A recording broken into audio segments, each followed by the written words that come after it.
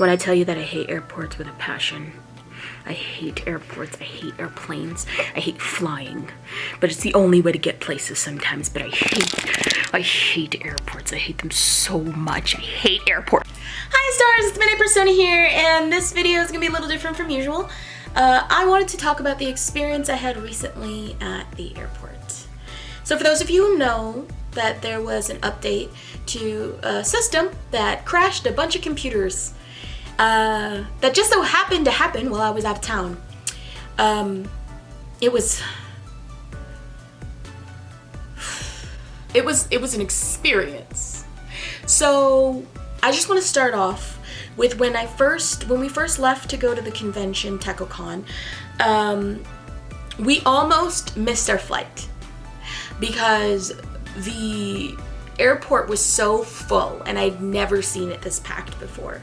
We were an hour and a half early to the airport, and it was so packed. We were nearly like 30 to 40 minutes just trying to check in our bags. We didn't even get to the TSA yet, but we were trying to check in our bags. We were, luckily enough, someone opened up a line outside and told us to go out there to get checked in outside. And so we got checked in, and then the TSA line was also very long. And so we literally got there like 5 minutes before the gate was closing for boarding. And that was really stressful within itself. Now this was before the update crash. I believe that it was just about to happen as we got on the airplane to the convention. The stress began with the ride home. So after TechnoCon was over, we were dropped off at the airport, and we were on time. We actually had about 2 hours to spare. And so we thought we'd get lunch, and then we would go sit and wait for our plane.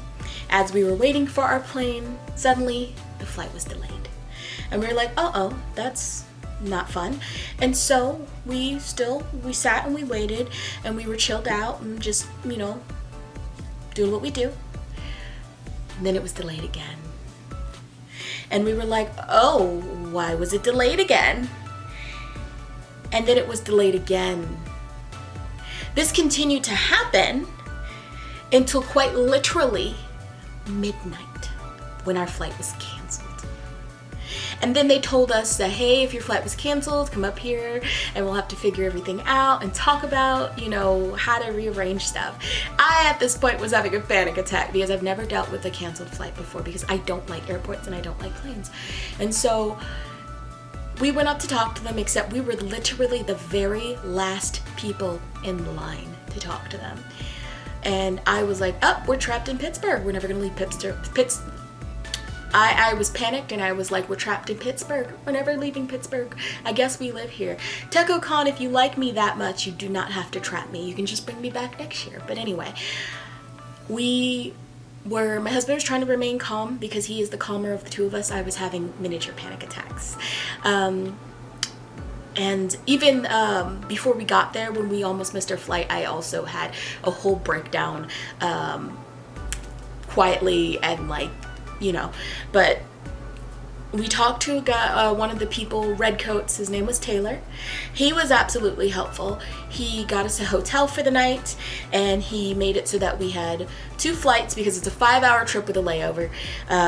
He got us 2 flights, both in Comfort Plus, for the next day. And we were very grateful, very thankful. We had to get our bags and go to somewhat of it felt like a shady hotel, I'm not gonna lie to you. It felt very dingy, I didn't like it, but we just needed to sleep. So we slept. It felt a little bit like a budget suites, if I put it that way. And I've slept in budget suites, when I was younger and stuff like that. I've been homeless like 2-3 times, so it's just, I don't like those places because they bring me back to those days, and it's like, I guess it's like a trigger. So when hotels, motels look a certain way, it kind of triggers me. But we just needed a place to sleep, so we slept. We woke up early to get out. We got to the airport on time, early even, and we were able to check our bags in. Simple. We got on our flight. Though the flight delayed again. And we panicked because we were like, not this again. But it delayed only, I think, like an hour. We got on the flight. It was fine. We landed in Detroit. When we landed, as we were going to the next flight, our flight delayed. And I was like, don't start with me. As we got to where we needed to be, the flight canceled. I was starting to have a panic attack again. I was like, I cannot take another night in another place that is not home. We actually ended up getting lunch, and then while we were at lunch it canceled. And so we talked to this really nice woman. I'm sorry I was not able to get her name. This really nice black woman who was able to put us on 2 standby flights and then 2 confirmed flights. And so we went to the first gate to wait, and as we were waiting, the flight canceled. Mind you, we got to the airport at 11:30 a.m. We literally was there at the airport from 11:30 a.m. to midnight again. The first standby flight canceled. And each gate was completely opposite of each other. So we had to keep going to different gates. We went to the next gate, the flight canceled after we were there for 5 minutes. And so we just picked our stuff up and we went to the next gate. We were waiting and waiting, and I was about ready to have another meltdown because, as I've said before, I'm pretty sure I'm on the spectrum.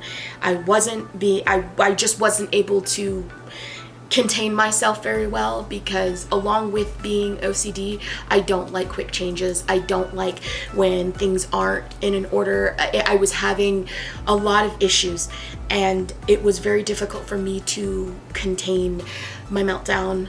But I was able to, being able to sit next to Ian.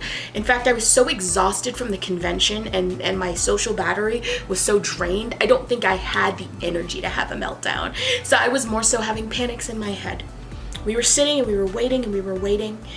And then the flight delayed. The third flight that we were confirmed for delayed until 11:40. And I almost started crying. I literally almost started breaking down because I was like, I can't do this again. I can't spend another full day at the airport, not to mention my husband needs to go to work, and I can't keep doing this. It's just, my back hurts, my butt hurts. I've been sitting in airport chairs all day, and I was just like, I can't do this. I can't. And luckily enough, the flight did continue. Unfortunately, we didn't get Comfort Plus for this new flight that they put us on, and me and Ian were separated, but we were able to ask a nice lady to switch so that I could be next to Ian because I do have a lot of flight anxiety, and so she switched with us. She got a better seat anyway. It was a little ahead, and it was on the end, so I was so exhausted, I just passed out the entire plane ride. I was gone the whole plane ride. And so we got home. The plane landed, I believe, at 1:30. We were mostly then worried about our bags and whether or not our bags would make it because we were on so many different scheduled flights. We weren't sure if they would have been able to get our bags. The plane didn't even take off until like 45 minutes it was after it was supposed to. But we were able to get our bags, and that night we didn't get home until 3 a.m. And it was so freaking exhausting. So thanks to whoever updated all the systems and ruined everything, because my fear of airports and planes just went up a little bit more after this flight. And the worst part about it is I ended up spending a lot of the money that I made from the convention at the airport because we had to eat. And they gave us food vouchers. But please tell me how much $12 each is supposed to get us at an airport. The food alone is super high priced. And it was able to pay for just a little bit, But like the cheapest place was a McDonald's, and McDonald's, not only are we boycotting it, but it didn't accept the voucher. So Auntie N's, I spent a whole $20 just to get 2 pretzels and water. So I was very frustrated, and I'm still very frustrated. Shout out to my friend who sent me a few extra dollars so I could get food. They said they worked at an airport and they know how expensive it gets, so they sent me a few dollars, but it was a disaster. It was frustrating and annoying, and here's to hoping that when I take another plane in September, another fiasco doesn't happen, because it just so happened to be a freak accident that would happen while I was out of town. But we're home, thank God. I hate airplanes. So thank you guys so much for watching. If you like this video, If you like me, subscribe. There's a bell notification if you'd like to get more videos from me. And remember that you are loved, you are amazing, you're fantastic in every way, shape, and form. And that an airplane or an airport does not define you or your experiences. Anyway, thank you guys again. I love you so much, and I hope you have a fantastic day. Bye! Bye! If you want, you can write down your own airplane experiences, or if anything like this happened to you during this whole update crisis below. Thank you guys. Bye!